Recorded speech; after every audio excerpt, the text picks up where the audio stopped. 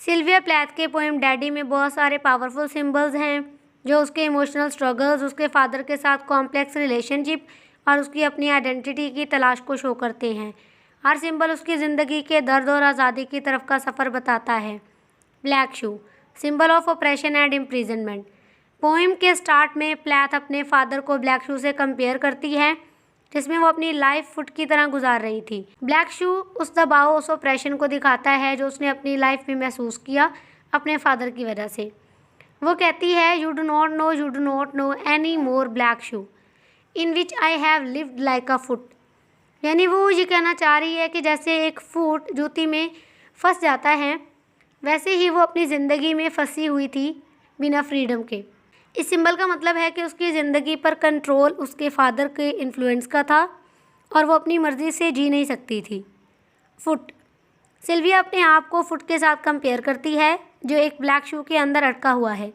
वो कहती है, in which I have lived like a foot for 30 years poor and white. इसका मतलब है कि वो 30 साल तक एक दबी हुई लाइफ जी रही थी बिना किसी स्ट्रेंथ के। फुट ये बताता है कि वो अपनी लाइफ में विक्टिम थी जिसे फ्रीडम नहीं मिल रही थी। पुअर एंड वाइट का मतलब है कि वो कमज़ोर और बेबस थी, जैसे एक फुट जो बिल्कुल पावरलेस होता है। नाजी और ज्यू, symbol of oppressor and victim. Plath अपने फादर को नाजी और अपने आप को ज्यू से कंपेयर करती है। ये सिंबल दिखाता है कि उसके फादर का रोल उसकी लाइफ में ऑप्रेसर का था, जबकि वो खुद विक्टिम थी। वो कहती है, I began to talk like a Jew, I think I may well be a Jew. इस लाइन का मतलब है कि उसने अपनी लाइफ में हमेशा दबाव महसूस किया।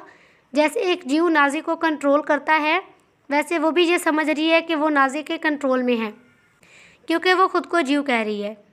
ये सिंबल उसकी इमोशनल स्ट्रगल को हाईलाइट करता है, जिसमें वो अपने फादर के ज़बरदस्त इन्फ्लुएंस के नीचे थी। Vampire, symbol of emotional pain and control. Plath अपने फादर और हस्बैंड को वैम्पायर के रूप में दिखाती है जो उसका इमोशनल स्ट्रेंथ चूस रहे थे।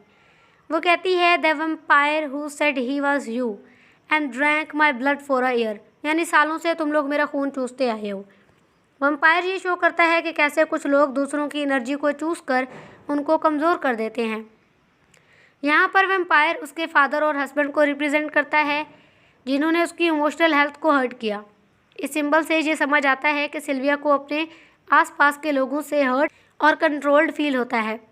इंजन और railway track, symbol of operation and force journey.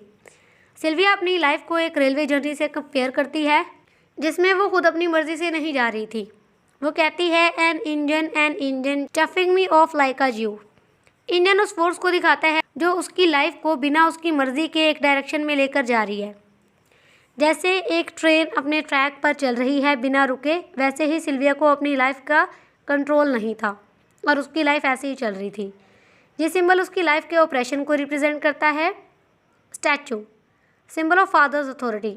Sylvia अपने फादर को गैसली स्टैचू के रूप में दिखाती है जो उसको उसकी ज़िंदगी पर हमेशा ही डोमिनेट कर रहा है। वो कहती है, marble heavy a bag full of gold.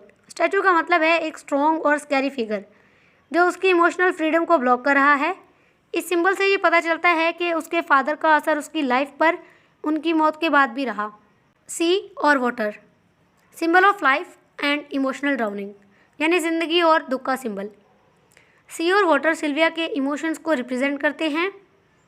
पानी कभी लाइफ का सिंबल है तो कभी ड्राउनिंग का, यानी कि मौत का। वो कहती है, I used to pray to recover you.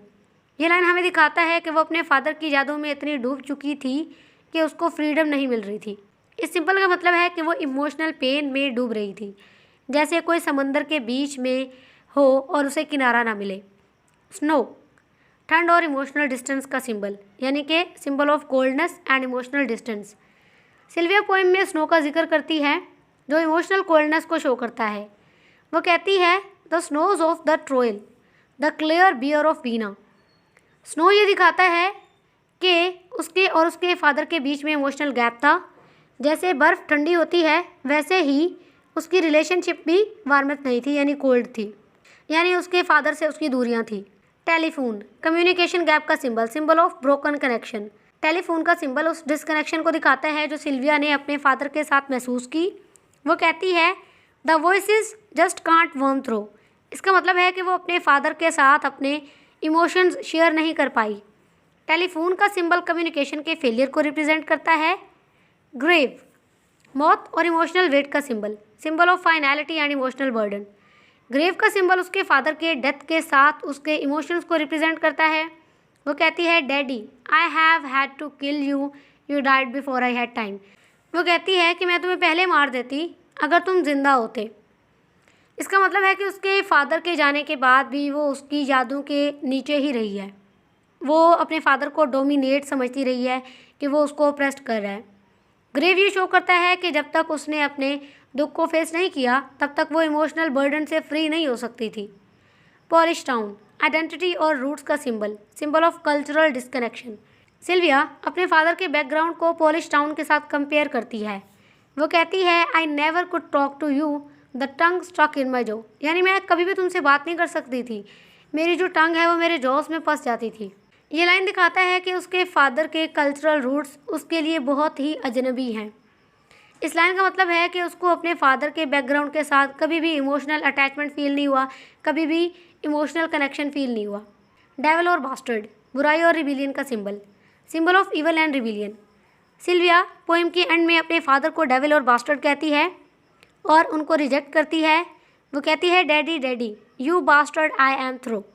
Devil का सिंबल उसके फादर के ओप्रेसिव नेचर को शो करता है। बास्टर्ड कहना यह बताता है कि वो अब उनकी इमोशनल कंट्रोल से बिल्कुल फ्री हो चुकी है। पोएम डैडी में सिल्विया प्लैथ अपने फादर के साथ अपने इमोशनल बॉन्ड को सिंबल्स के जरिए एक्सप्लेन करती है।